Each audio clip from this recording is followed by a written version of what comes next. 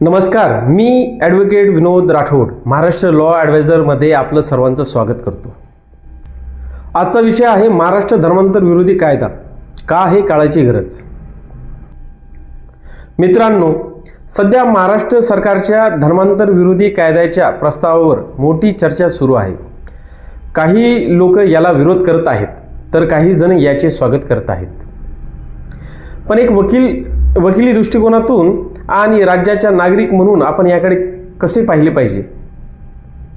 हा कायदा कोणाचाही विरोध नसून तो संरक्षणासाठी तयार केलेला आहे. आजच्या व्हिडिओमध्ये आपण पाहणार आहोत की शासन हा कायदा का आणू इच्छित आहे आणि संविधानाच्या चौकटीत हा कायदा कसा बसतो आणि यामुळे आपल्या सामाजिक रचनेला कसं बळ मिळेल. हा व्हिडिओ शेवटपर्यंत पहा, कारण अर्धवट माहिती समाजामध्ये संभ्रम निर्माण करते. पहिली महत्त्वाची गोष्ट म्हणजे कोणताही कायदा अचानक येत नाही. गेल्या काही वर्षात अशा अनेक घटना समोर आल्या आहेत जिथे फसवणूक करून, आमिष दाखवून किंवा भीती घालून धर्मांतर करण्यात आले. विशेषतः ग्रामीण भागातील भोळ्या जनतेचे आणि महिलांची फसवणूक झाल्याचे अनेक प्रकार उघडीस आले आहे. शासन जेव्हा कायदा आणतो तेव्हा त्याचा उद्देश पीडितांना न्याय मिळवून देणे हाच असतो. जर धर्मांतर स्वैच्छिक असेल तर त्याला संविधानाचे संरक्षण आहेच, पण जर ते दबावाखाली असेल तर तिथे राज्याची भूमिका महत्त्वाची ठरते. हा कायदा म्हणजे गुन्हेगारांना जबर बसण्यासाठी उचललेला एक महत्त्वाचा पाऊल आहे. विरोधकांचा मुख्य मुद्दा असतो की हा कायदा आर्टिकल 25च्या विरोधात आहे. पण कायद्याचा विद्यार्थी म्हणून मी तुम्हाला सांगू इच्छितो की कलम 25 हे धर्माचे स्वातंत्र्य देते, पण ते अबाधित नाही. संविधानानुसार सार्वजनिक सुव्यवस्था, नैतिकता आणि आरोग्य याच्या अधीन राहून हे स्वातंत्र्य वापरता येते. सर्वोच्च न्यायालयाने रेव्हिड स्टेलिलॉस विरुद्ध मध्य प्रदेश या केसमध्ये निकाल देताना स्पष्टपणे सांगितले आहे की दुसऱ्याचे सक्तीने धर्मांतर करणे हा धर्माच्या प्रचाराचा भाग असू शकत नाही. त्यामुळे शासन जे करत आहे ते संविधानाच्या चौकटीत राहून करत आहे. अनेकदा असा गैरसमज पसरवला जातो की हा कायदा कोण्या एका विशिष्ट समुदायाच्या विरोधात आहे, पण तसं नाही. हा कायदा सर्वांसाठी समान आहे. खोटं नाव सांगून किंवा खोट्या आमिषाने केलेले विवाह आणि धर्मांतर रोखणे हा याचा मुख्य उद्देश आहे.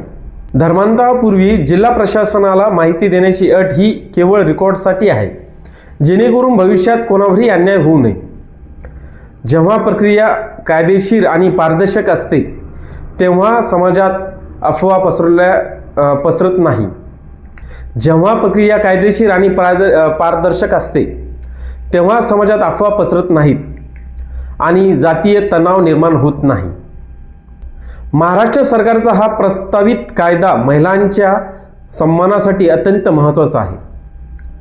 अनेक प्रकरणांमध्ये असे दिसून आले आहे की लग्नानंतर धर्मांतरासाठी दबाव टाकला जातो आणि नंतर त्या महिलांना वाऱ्यावर सोडले जाते.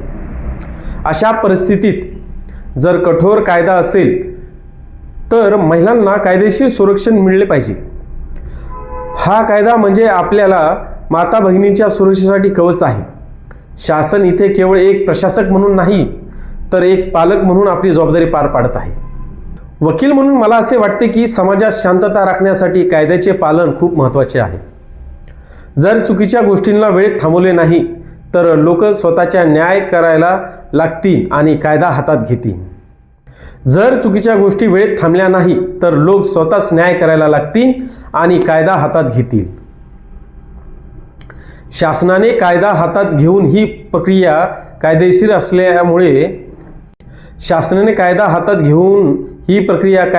असल्यामुळे आता पोलीस आणि न्यायालय योग्य रीतीने तपास करू शकतील. यामुळे निर्दोष लोकांना त्रास होणार नाही आणि दोषींना कायद्याचा धाक निर्माण होईल. थोडक्यात सांगायचे तर महाराष्ट्राचा धर्मांतर विरोधी कायदा हा कोणाचे स्वातंत्र्य हिरावून घेण्यासाठी नाही, तर फसवणुकीपासून स्वातंत्र्य मिळवून देण्यासाठी आहे. समाज म्हणून आपण अशा पारदर्शक आणि संरक्षक कायद्याच्या पाठीशी उभे राहिले पाहिजे. तुम्हाला या विषयावर काय वाटते शासनाचा हा निर्णय योग्य आहे का? कॉमेंट्समध्ये नक्की सांगा. कायदेशीर माहितीसाठी आणि अशा सखोल विश्लेषणासाठी आपली चॅनल नक्की सबस्क्राईब करा.